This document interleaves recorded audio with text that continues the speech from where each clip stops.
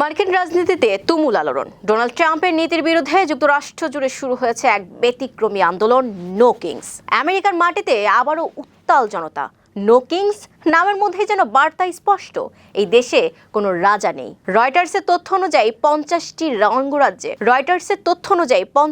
অঙ্গরাজ্যে ৩,২০০টিরও বেশি বিক্ষোভ কর্মসূচি। ভাবা যায়, নিউ ইয়র্ক থেকে ওয়াশিংটন, ডালাস থেকে ফিলাডেলফিয়া, সবখানেই জনতার ঢল। কিন্তু শুধু বড় শহরেই নয়, ছোট ছোট শহরেও ছড়িয়ে পড়েছে এই আন্দোলন। গত জুনের তুলনায় এবার ছোট কমিউনিটিতেই অংশগ্রহণ বেড়েছে প্রায় 40%। কেন এই বিক্ষোভ?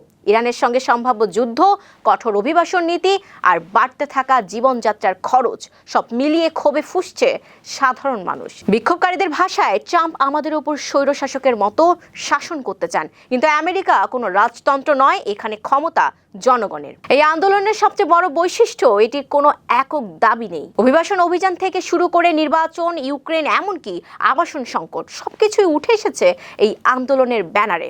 মিনেসোটার সেন্ট পলে হাজারো মানুষের সমাবেশে প্রতিবাদের সুর ছড়িয়ে যেন কিংবদন্তির সঙ্গীত শিল্পী ব্রুন্স স্প্রিংস্টিন। অন্যদিকে সব অভিযোগ অস্বীকার করে ডোনাল্ড ট্রাম্প বলেছেন, আমাকে রাজা বলা হচ্ছে, কিন্তু আমি রাজা নই, আমি দেশকে সংকট থেকে তুলে আনতেই কাজ করছি।